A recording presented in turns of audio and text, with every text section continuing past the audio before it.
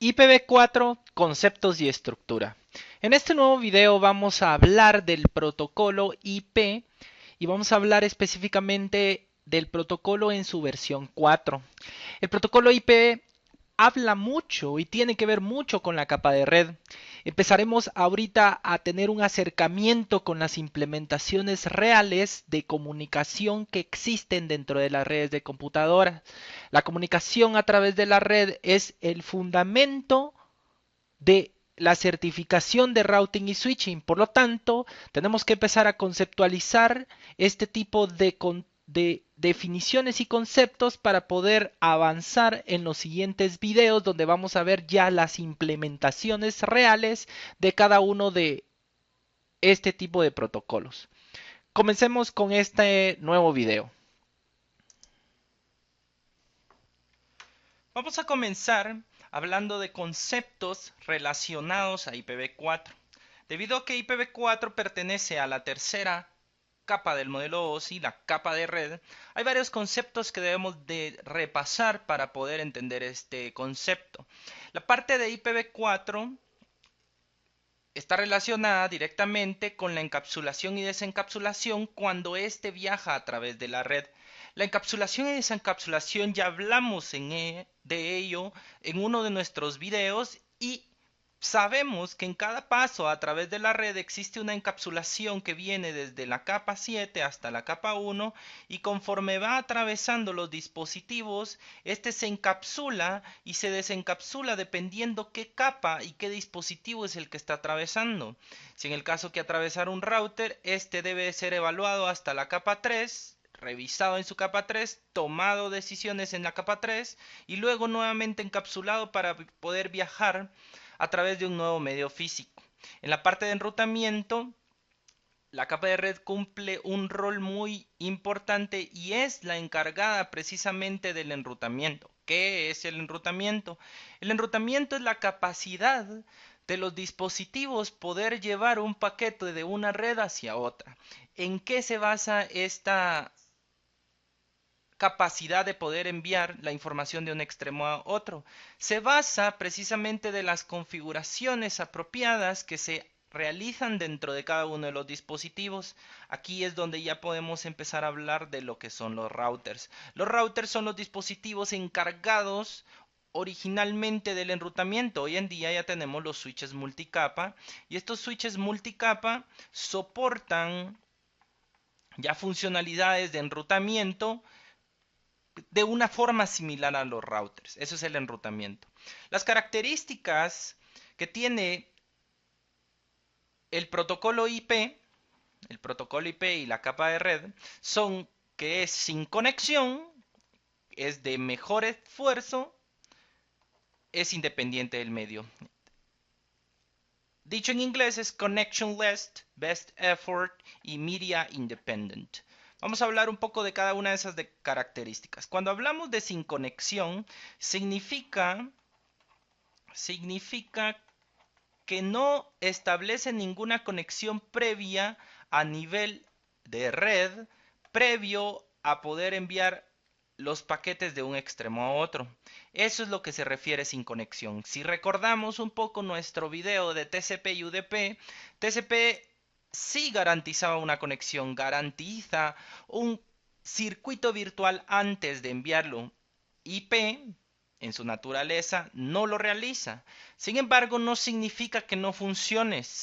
Lo que sucede es de que IP, su rol dentro del modelo OSI, dentro de su desempeño dentro de las redes de computadoras, es el envío de la información basado en el enrutamiento. Por lo tanto, enrutar es la principal característica de la capa de red dentro de las redes de computadoras. Luego hablamos del mejor esfuerzo o el best effort, el mejor esfuerzo.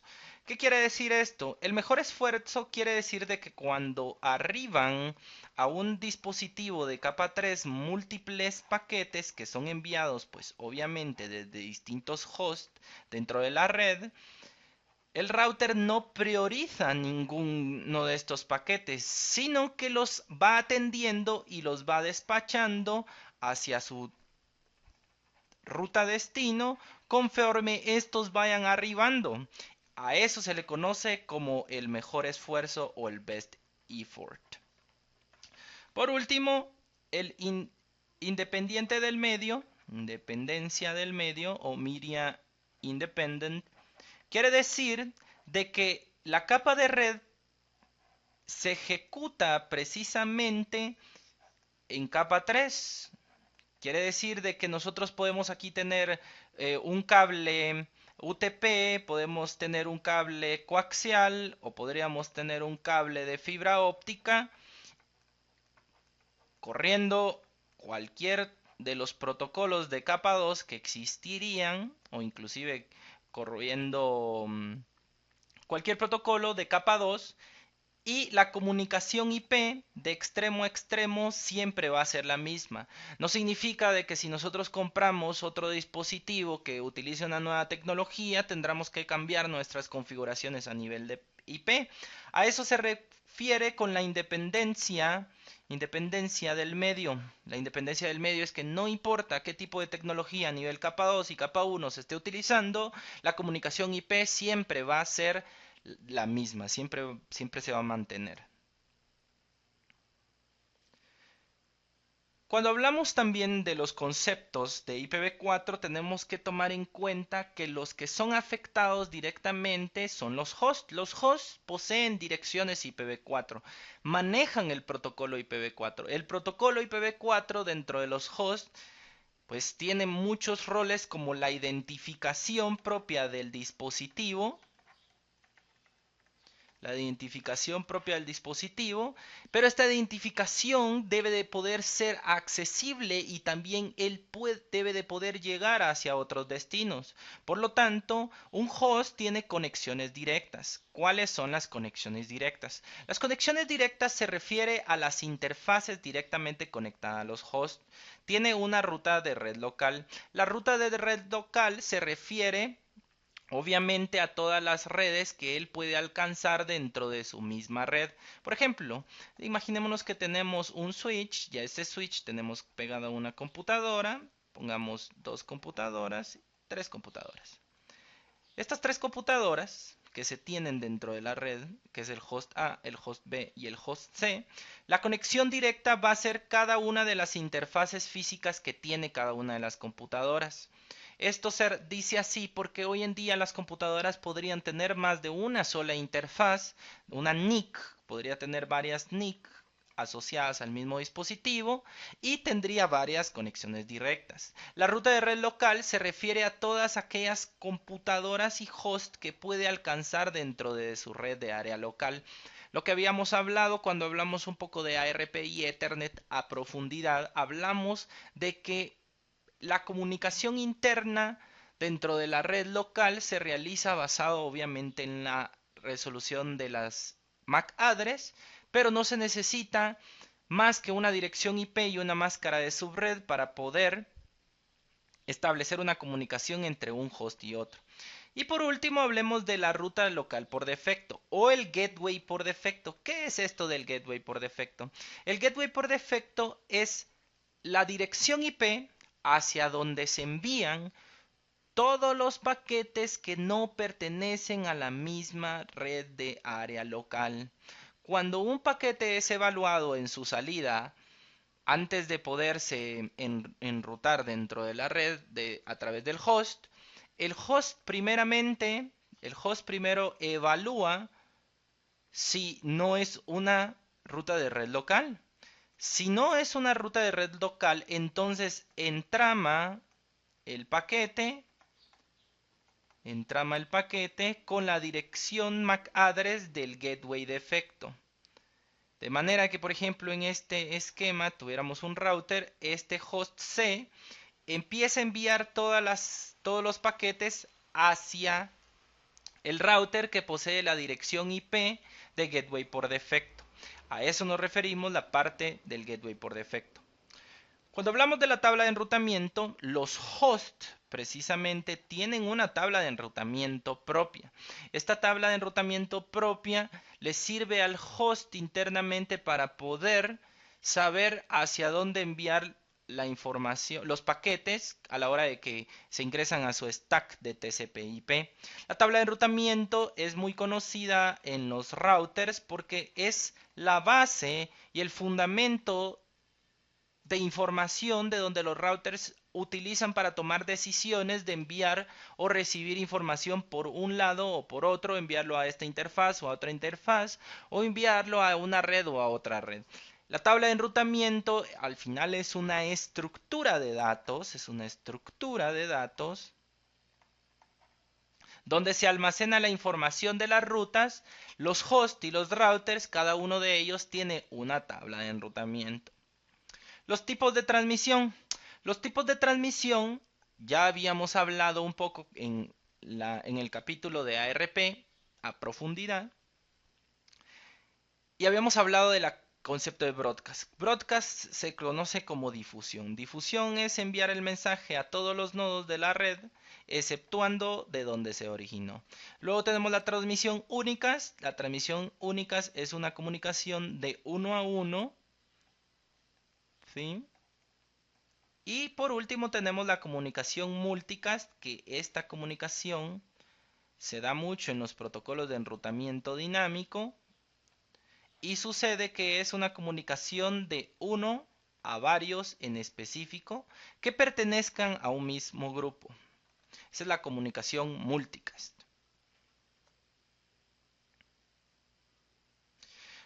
La dirección IPv4. Cuando hablamos del protocolo IPv4, el protocolo IPv4 consiste en toda la encapsulación, la desencapsulación, en la parte del enrutamiento, en la parte de direcciones IP, pero específicamente la dirección IPv4 es una dirección de 32 bits dividido en 4 octetos quiere decir 4 grupos de 8 bits, 4 octetos, 4 no se confunda aquí 4 con 0, 4 octetos de 8 bits cada uno. Quiere decir que una dirección IPv4 válida sería aquella con 10.100.000.000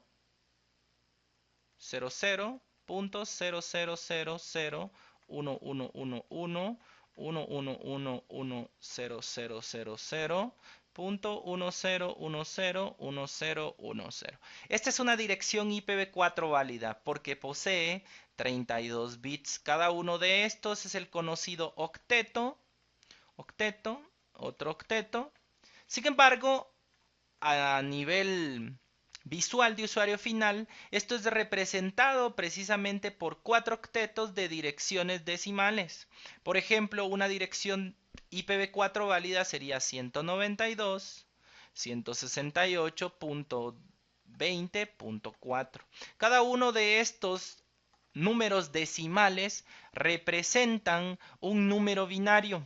Esa es la dirección IPv4. La dirección IPv4 al final es el identificador lógico de cada uno de los hosts dentro de la red. Es la forma de identificarnos en la red, es la forma de decirnos, este es Juan, este es Pedro, este es Julio, este es fulano, este es Mengano. Dentro de la red, como se identifican es a través de las direcciones IPv4. Las direcciones IPv4 poseen al final una estructura de IPv4. Esta estructura es la conocida PDU de la capa de red, que se le conocen como los paquetes. ¿Qué realmente son los paquetes? Hagamos nuevamente énfasis en las PDUs. Las PDUs es la agregación de información a la data original de manera que ésta adquiere un nuevo nombre. ¿Por qué sucede eso? Esto es necesario para que la información viaje de un extremo a otro. Como podemos ver en la pantalla, los datos originales son creados. Aquí tuviéramos nosotros una solicitud HTTP. Sin embargo, para poder identificar que es una solicitud HTTP, este tiene que establecerle un puerto destino que va hacia el puerto 80, un puerto origen que viene del 1535, por ejemplo, y esta información es la PDU de transporte y en este momento precisamente si abarcamos estas dos partes de información, esto se le conocería como segmento. Sin embargo, el segmento por sí mismo no puede viajar a través de la red. Él necesita un identificador lógico que caracterice ese paquete a través de la red para que pueda llegar a su destino y para que pueda retornar al origen. Este identificador es precisamente la información que agrega IPv4 a la red. En este caso, la dirección origen sería una dirección IPv4 válida, como por ejemplo 192.168.2.2. Y una dirección IP destino sería, por ejemplo, 8.4.4.2. Estas dos direcciones componen la parte fundamental de la PDU de la capa de red. Sin embargo, hay otras banderas muy importantes dentro de la estructura IPv4 como son el TTL, que es el Time to Live, que es una bandera que nos sirve para evitar loops. Loops nos referimos a que se quede enciclado y que el loop es empezar en un lugar y finalizar en el mismo lugar. Eso se le conoce como un enciclado, un loop, para evitar loops de capa 3. Esta bandera es muy importante y es preguntada dentro del examen de certificación cuál es uno de sus fines. Sus fines es evitar un loop de capa 3. Ese sería uno. Y el otro tema es de que la TTL viene establecido con un número el cual se va degradando por cada uno de los saltos que éste va atravesando. Saltos se refiere a cada uno de los dispositivos de capa 3, saltos de capa 3 dentro de la red. Dentro de nuestro laboratorio del día de hoy vamos a hablar un poco del TTL y los saltos. Luego la máscara de subred, ¿qué realmente es la máscara de subred? La máscara de subred también es una dirección de 32 bits donde se restringe a la lógica de poder agrupar lo que son hosts dentro de una misma red. Por ejemplo, una máscara de subred válida es 255.255.255.0. Una característica de la máscara de subred es de que son números bien conocidos. A nivel bit, una máscara de subred únicamente puede tener unos a la izquierda y ceros a la derecha. ¿Qué quiere decir? Que una dirección IP de máscara de subred no podría ser en algún octeto 10101010. Esto dentro de una máscara de subred no es válido. La máscara de subred solamente tiene unos a la izquierda, por ejemplo 1, 1, 1, 1, 1, 2, 4, 5, 6, 7, 8 y ceros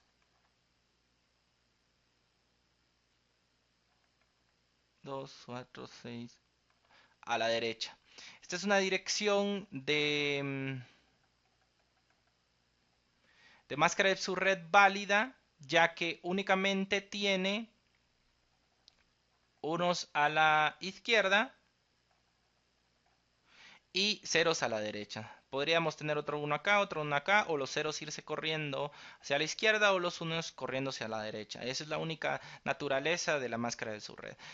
¿Qué engloba esto la máscara de subred? La máscara de subred lo que hace es definir una operación a la dirección IPv4, por ejemplo la 192.168.2.4, hace una operación lógica llamada AND y el resultado de ceros que tiene esta operación, una AND lógica, es una operación binaria donde tenemos 0 y 0 da 0, 0 y 1 da 1, 1, 0 perdón, 0, 0 y 1 da 0, 1 y 0 da 0 y 1 y 1 da 1. Únicamente es posible un 1 cuando ambos son unos, de manera que todo lo que queda en 0 de la operación AND que sufre una máscara de subred con una dirección IP es todo el rango a nivel bits al cual pertenece un host.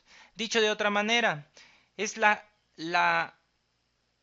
propiedad que nos ayuda a entender a qué red pertenece cada host. Eso es realmente la máscara de subred. Cuando hablamos de las direcciones IPv4, vamos a hablar de que existen distintas clases. Cuando inició, realmente el IPv4 habían distintas clases y se le conocían direcciones con clase. Las direcciones con clase se clasificaron en clase A, clase B, clase C, D y E. La clase A va precisamente del rango 000 hasta el rango 127.255, 255, 255.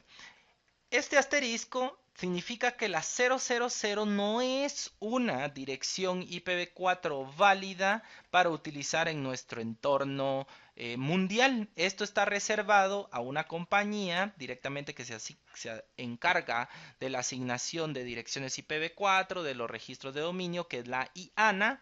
La IANA tiene reservado para ellos ese bloque de direcciones IPv4.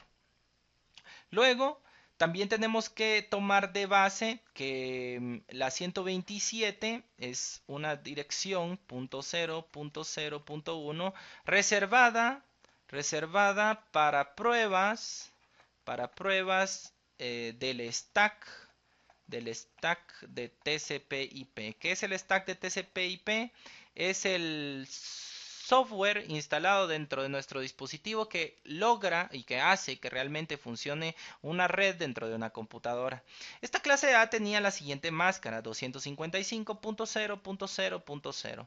Quiere decir de que toda esta parte representa la cantidad de hosts y de computadoras que pueden pertenecer a una misma sola red. En el caso de la clase B iba de la 128 hasta la 191 255. La máscara difiere y cambia aquí. Esto significa que tiene únicamente dos octetos para host, por lo tanto hace que la parte izquierda indique la parte de red. Recordemos eso, la parte de unos dentro de una máscara de subred indican la parte de red y la parte de ceros implican la parte de host. Cuando hablamos de la clase C vamos de la 192 hasta la 223 255. La clase D es la 224. Esto es muy utilizado por los protocolos de enrutamiento. Los protocolos de enrutamiento y toda la comunicación multicast que existe dentro de la red es evaluada es realizada dentro de este rango de direcciones IP. Y por último, la clase E, que esta es una clase experimental. La clase experimental es la clase que utilizan los desarrolladores de IPv4 para poder realizar experimentos sin interrumpir la comunicación mundial que pudiera existir dentro de la red. Otro concepto son las direcciones privadas y las direcciones públicas. Las direcciones privadas son también conceptualizadas como no enrutables hacia Internet. ¿Qué quiere decir no enrutables hacia Internet? Esto significa que si yo tengo una dirección IP de esa índole y aun cuando tenga comunicación hacia Internet, yo no voy a poder salir a Internet porque están definidas y catalogadas con que éstas no pueden tener salida a Internet. En el caso de las direcciones públicas, su nombre original son las enrutables hacia Internet. Todas las direcciones enrutables hacia Internet son las que son asignadas por nuestro Internet Service Provider, que es el proveedor de servicios de Internet, el Internet Service Provider, y es el que nos otorga una dirección lógica para poder llegar de un extremo a otro a través de Internet. ¿De dónde salen las direcciones privadas y las direcciones públicas? Este concepto tomó auge cuando las direcciones IPv4 comenzaron a escasear. Empezaron a ver que iba a haber un ritmo demasiado creciente dentro de las redes de computadoras y las direcciones públicas asignadas originalmente para los dispositivos se iban a ver limitados porque no iban a abastecer la cantidad tan alta de demanda de direcciones IPv4. Por lo tanto, crearon el grupo de direcciones privadas para que todas las redes empresariales tuvieran una asignación de direcciones privadas propia y se creó una técnica para poder utilizar que las direcciones privadas utilicen direcciones públicas para salir a internet y a esto se le conoce como NAT. En otro video veremos a más a detalle qué significa NAT. Sin embargo, en este momento es para fines de explicación de que por qué, cómo se mitigó la salida de direcciones privadas para que ellas tengan acceso a internet. Las direcciones privadas tienen sus direcciones específicas. Esto es algo importante. En el examen de certificación hay preguntas sencillas que se refieren a este tipo de conceptos. Por ejemplo, una clase A sabemos que va desde la 10.0.0.0 hasta la 10.255.255.255. La clase B sabemos que va de la 172.16.0.0 hasta la 172.31.255.255. La clase C precisamente va desde la 192.168.0.0 hasta la 192.168.255.255.255. ¿Qué tenemos que recordar de esto? Tenemos que recordar que las clase A ofrecen por defecto 8 bits para red, 24 bits para host. Las clase B utilizan 16 bits para red y 16 bits para host. La clase C utilizan 24 bits de red y 8 bits de host. Conforme se va ascendiendo se tienen más host, sin embargo se tienen menos redes. Y conforme se va bajando se tienen más redes, pero se tienen menos host. La parte que define cuántos bits son de host y cuántos son bits de redes, recordémoslo nuevamente, es la máscara de subred o la subnet mask. La máscara de subred hay que conceptualizarla. Habrán dentro del examen de certificación alguna pregunta de las más sencillas, que es lo que ayuda a distinguir las direcciones de red y las direcciones de host dentro de una dirección IPv4 es necesariamente una máscara de subred. Una dirección IP por sí misma no puede identificar a qué red pertenece. Él no puede decir yo pertenezco a esta red o a esta otra red o a esta otra red, sino que quien define a qué red pertenece una dirección IP es precisamente su máscara de subred. La máscara de subred de la clase A es 255.0.0.0. La máscara de subred de la clase B es 255.255.0.0 y la clase C es 255.255.255.0. Si nos damos cuenta, los ceros aumentan conforme se escala en la clase A, la clase B tiene 2 octetos de ceros y la clase C tiene un octeto de cero. Este tipo de máscaras de subred era en un principio la base de cada una de las direcciones IP. Sin embargo, conforme fue avanzando y también fueron escaseando las redes, empezó a salir una técnica que se le conoce como VLSM, que es el Variable Length Subnet Mask, que es la longitud variable de una máscara de subred. Sin embargo, eso lo vamos a ver en otro video de entrenamiento. Uno de los conceptos son las pruebas de conectividad. Cuando estamos ya hablando de IPv4 y de la capa de red, la conectividad es algo que ya se puede probar a través de pruebas de comunicación. Estas pruebas de comunicación son fundamentales y esenciales dentro de las redes de computadoras. ICMP es un protocolo de mensajería que es Internet Control Message Protocol. Una de las implementaciones más comunes, la implementación más común de ICMP es el comando llamado ping. Ping es una prueba de conectividad que lo que realiza es enviar precisamente un mensaje ICMP llamado request hacia un dispositivo esperando un reply. Una solicitud esperando una respuesta y ambos mensajes son precisamente de tipo ICMP. Ping es una implementación del protocolo de ICMP. No debe de confundirse con que es ICMP. ICMP tiene también otros fines, como por ejemplo la redirección de tráfico cuando hay más de un gateway dentro de la red. Sin embargo, esos son temas aparte, pero debe de tomarse y de entenderse de que el ping solamente es una implementación de ICMP y no es ICMP.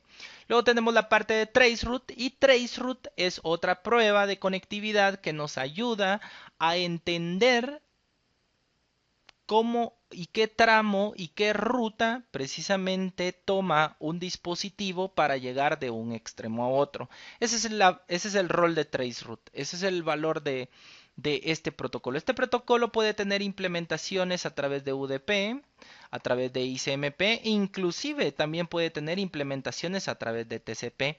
Traceroute puede utilizar este tipo de protocolos para poderse ejecutar. Sin embargo, esto varía dependiendo del sistema operativo que se tiene. El defecto que maneja Windows es una implementación a través de ICMP. A continuación, vamos a ver conceptualizadas las implementaciones de estos dos tipos de pruebas dentro de un diagrama de red, de parte del diagrama de red que vamos a ver a continuación. Dentro del siguiente diagrama vamos a visualizar el funcionamiento de las pruebas de ICMP y Traceroute, que son una de las implementaciones más notorias dentro de la capa de red. Vamos a hablar también un poco de los conceptos de enrutamiento, cómo se ve el enrutamiento directamente dentro de una topología, y vamos a hablar un poco de la estructura de IP versión 4. Realmente conceptualizar la parte de la estructura de IPv4 es más su aplicación que su conceptualización. Su aplicación es variada, diversa e implica muchos conceptos y protocolos, pero para fines de este video y de este tema que estamos tratando vamos a englobar lo siguiente. Primeramente podemos ver que nuestra red, que tenemos del lado izquierdo la red A, tiene conectividad ahora siempre a la red B. La red de WAN ha sido modificada en comparación a nuestros videos anteriores, de manera que exista más de una sola alternativa para poder viajar a través de la red. Se agregaron nuevos servicios dentro de la parte de servidores, donde hay un servidor 1, servidor 2 y el original, el servidor 0. ¿Qué es lo que vamos a ver? Nosotros para hacer pruebas de conectividad vamos a ingresar a la parte de la 192.168.20.22 y vamos a hacer una prueba de conectividad hacia nuestro gateway 192.168.20.1. Como nos podemos dar cuenta, aquí vamos a analizar algo que se llama el reply. El reply es una respuesta correcta y afirmativa de que hay conectividad a nivel capa 3 del extremo de la PC4 hasta el router A. Donde vemos la parte del tiempo, el tiempo se refiere al round trip, que es el tiempo de ida y de regreso, que le toma a ese paquete ir. Al principio le tomó 71 milisegundos y luego le tomó menos de un milisegundo, por eso tiene 0 milisegundos. A la par de este tenemos el TTL, que habíamos hablado durante la presentación. El TTL es el Time to Live. Significa que él tiene 255 pasos antes de que este paquete sea descartado. Vamos a hablar un poco de TTL durante la práctica ahorita. Lo que tenemos de enfatizar acá es de que para hacer una prueba de ver qué ruta está tomando para llegar a ese destino, hacemos una prueba TraceRT. Como nos pudimos dar cuenta, solamente marca una línea. ¿Qué significa esta línea? Quiere decir de que no debe de hacer más de un salto para poder alcanzar la red. ¿Qué quiere decir esto? Quiere decir de que está utilizando sus rutas de red local. Por ejemplo, cuando nosotros queremos alcanzar la 2010, por ejemplo, la 2010 se queda en la red local, la 2011 se queda en la red local, y la 2012 pues también se queda en la red local. ¿Qué podemos obtener de eso? Lo que podemos obtener es de que las redes locales, las computadoras locales, son alcanzables únicamente con saber de que se encuentran dentro de la misma red local. No necesitan ser enviados a ningún dispositivo distinto. Veámoslo en la parte de simulación. Si nosotros tomamos aquí la parte de simulación, vamos a editar el filtro y en el filtro vamos a utilizar y seleccionar ICMP. Vamos a seleccionar los que teníamos anteriormente. Y ahora pasamos a ejecutar nuestra prueba de conectividad. Si nos podemos dar cuenta, ya se creó el paquete. Le vamos a dar captura en forward. Luego le damos captura en forward, recibe PC2 en la solicitud, lo regresa a través de switch A1, lo regresa a switch A2 y termina arribando a PC4. ¿Por qué sucede esto? Esto sucede porque nos estamos comunicando a una PC de la misma red de área local. Hagamos una prueba ahora hacia la 21, que es la computadora que tenemos a la par. Si nos podemos dar cuenta, podemos ver cómo se crea un nuevo ICMP. Le damos captura en forward, se queda en el switch 2, va hacia PC3, regresa a switch 2 y contesta. Este tipo de comunicación no es realmente enrutado dentro de nuestra red empresarial. Únicamente el host mismo se encarga de enrutarlo. ¿En qué se basa esto? Nos podemos ir a PC4 y verificamos la máscara de subred que tiene asignado. Esta máscara de subred, que es 255.255.255.0, abarca desde la red, desde la dirección IP 1 hasta la red IP 20.255. Sin embargo, si por ejemplo a la PC3 nosotros le cambiáramos de dirección IP, vamos a irnos a esta parte y lo ponemos en la red 3021. Nosotros nos vamos a PC4, tratamos de hacerle ping a la 3021. Nos podemos dar cuenta de que no tiene conectividad hacia esa red. ¿Por qué no tiene conectividad a esa red? No tiene conectividad porque no pertenece a la misma red. Es más, lo que sucede en este caso es de que ya lo está enviando hacia el gateway por defecto y en el gateway por defecto él va a estar intentando alcanzar esa red remota sin poderla encontrar y por ende tiene el request timeout. Regresémosle la dirección IP original que tenía esto. Era para fines explicativos. Ahora bien, si nosotros dentro de la misma PC4 queremos alcanzar un host más lejano, en este caso, por ejemplo, la 10.10.10.2 que tenemos dentro del router B, nos podemos dar cuenta que tenemos conectividad. Hacemos la segunda prueba, que es la 10.10.10.2, y podemos observar que existen dos saltos. ¿Qué son estos dos saltos? Estos dos saltos que nosotros tenemos en este momento son precisamente el gateway, que es el router A, y tenemos el router B, que es el punto remoto. Quiere decir de que nuestro paquete alcanzó el router A y luego a través de ese alcanzó router B. Eso es lo que nos transmite el traceroute y podemos observar en este para poder diagnosticar qué está sucediendo con nuestro paquete. Al visualizar esto yo perfectamente puedo decir que el paquete viajó hacia router A y luego de router A tomó la ruta hacia router B y en router B pues obviamente como esa era la red, la dirección IP que yo quería alcanzar, ahí se detuvo la solicitud. Pero imaginémonos ahora que nosotros vamos a hacer una solicitud hacia la 192, que ya es la parte de los servidores, 192, 168, 5010.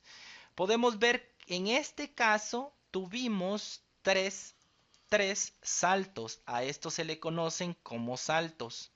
¿Por qué se le conocen como saltos? Se le conocen como saltos porque atraviesa distintos dispositivos de capa 3 para poder llegar a su destino. Vemos que tenemos una prueba de conectividad exitosa y ahora evaluemos el traceroute. El traceroute dice que el paquete llegó primero a la 192.168.21. En este caso es router A. Luego llegó al router 10.10.10.2, que es router B. Y por último alcanzó su último destino, que es la 192.168.50.10. Esa es la forma que podemos ver cómo es de que la información viaja a través de nuestra red. Esto nos puede servir mucho porque si en caso viéramos interrumpida la comunicación en este extremo, podemos decir de que hay un problema de enrutamiento en el dispositivo de router B. Veamos ahora la PC5. La PC5 realmente tiene configuraciones especiales para poder llegar únicamente al 5012. Nosotros le damos 168.50.12. Las configuraciones especiales no están en el host, sino están dentro de la red de enrutamiento. El fin de este video no es aprender el enrutamiento como tal, sino únicamente el concepto de cómo la capa de red y todos los paquetes pueden viajar de un extremo a otro por distintas rutas. Vemos que tiene conectividad, sin embargo, para nosotros ahora al hacerle nosotros un traceroute, vemos que tiene 4 saltos para llegar, a diferencia de la 2012 que únicamente tuvo 3 saltos para llegar a la red de servidores, obviamente a otro servicio, pero tuvo 3 saltos. Este atravesó PC4, router A, router B y luego el server, mientras que PC5 está tomando la ruta de router A, router C, router B y por último el server 2. Veamos cuáles son los saltos. Los saltos son el primero, el gateway por defecto, que es el router. Luego tenemos la 2022, que es el router C en la red WAN 2. Luego tiene la 3031, que es el router B, pero en la WAN 3. Y por último, la comunicación se termina estableciendo hasta el server 2. ¿Qué podemos analizar de esto? Podemos analizar de que para una misma red LAN pueden existir distintas rutas hacia una red B. Eso depende mucho de las configuraciones que se tengan dentro de los dispositivos. Esa es una de las partes fundamentales del enrutamiento. La capa de red se encarga de eso, se encarga de llevar la información al otro extremo, no importando por qué tramo, pero esto va a ser basado en las configuraciones que tienen cada uno de los dispositivos. La comunicación IP es la primera prueba que garantiza la conectividad de extremo a extremo. La comunicación IP se da a nivel lógico, se da a nivel de entender qué decisión toma un router para poder enviar un paquete hacia un lado o hacia otro lado. Veamos ese tipo de decisión en la parte real. Nos vamos a la parte de editar filtros. Tenemos ya seleccionado ICMP. Nos vamos a PC4. Vamos a hacer un ping hacia la 5010 desde la PC4. Nos vamos a PC5. Vamos a hacer a la 5012 desde PC5. Y démosle un capture and forward. Podemos ver cómo los dos paquetes atraviesan la red conmutada de capa 2. Ambos buscan el gateway por defecto porque ambos van encapsulados a nivel capa 2 con el mismo gateway por defecto. Si se dan cuenta, la trama 00 a F36055C1 para el ping que viene de PC4. Veamos ahora el ping que viene de PC5. Abramos. El ping que viene de PC5 va hacia la red, hacia la MAC address 00A. Y el ping que viene de PC04 va también a la 00A. ¿Por qué es esto? Porque ambos fueron entramados para llevar ese paquete al router, porque el router va a ser el encargado realmente de decidir hacia dónde enviar cada una de las solicitudes. Vemos los dos paquetes viajando hacia la red de router, hacia el router A. Podemos ver cómo router A, el paquete este decidió enviarse hacia router B. En este caso estamos recibiendo una respuesta incorrecta de PC5 debido a... veamos qué fue lo que se recibió.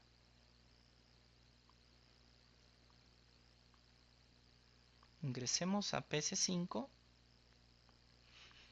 Tenemos PC5 de esta manera porque fue un traceroute el que ejecutamos y no un ICMP.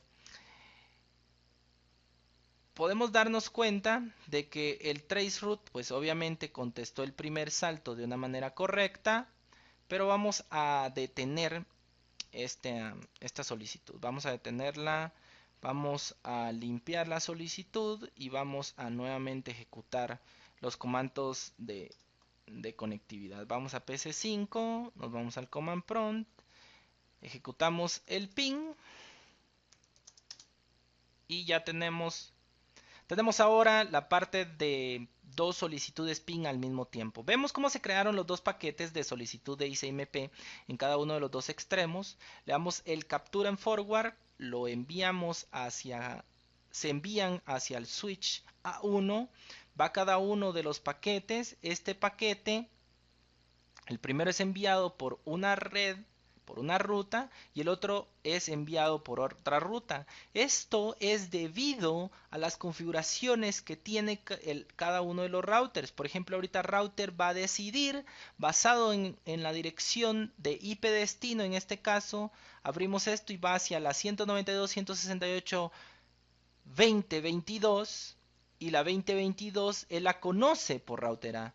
En el caso del paquete que viene arribando, él hace una decisión basada en la dirección IP 192.168.20.20, que esta la conoce, pero ahora por router C. Router C toma también su decisión, la envía hacia router A y por último, router A contesta hacia la red interna y cada uno de los paquetes de ICMP arribó a cada una de las PCs teniendo su reply satisfactorio.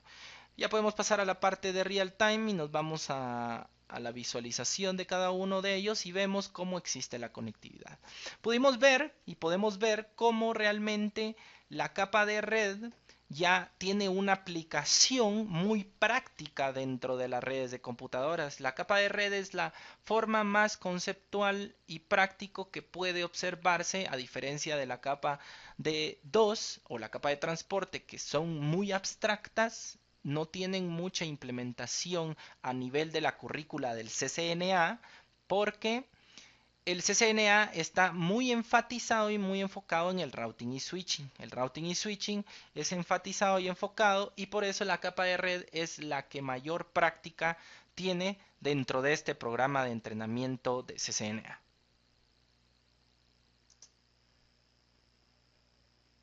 Así finalizamos este video, IPv4, conceptos y estructuras. Pudimos ver conceptos relacionados con IPv4, que son conceptos de la capa de red. Ya cuando hablamos de los protocolos de IPv4 ya tenemos que hablar mucho de las implementaciones de estos mismos. Hablamos de conceptos como qué es el enrutamiento, qué es la máscara de subred, cuáles son las direcciones de clase de las direcciones IPv4, qué son las partes elementales que hay que tomar en cuenta a la hora de conceptualizar IPv4. Hay que recalcar que el protocolo IPv4 no es una dirección IPv4, sin embargo una dirección IPv4 sí pertenece a la implementación del protocolo IPv4. El protocolo IPv4 se refiere al enrutamiento, se refiere a la forma de encapsulación, se refiere a la forma de desencapsulación, se refiere a la dirección de IPv4, se refieren a todas las clases, clase A, clase B, clase C, se refiere a la máscara de subred, todo eso es IPv4. es importante entender esta estructura ya que es el fundamento para poder entender todas las implementaciones que se van a hablar durante el entrenamiento de dirección de IPv4.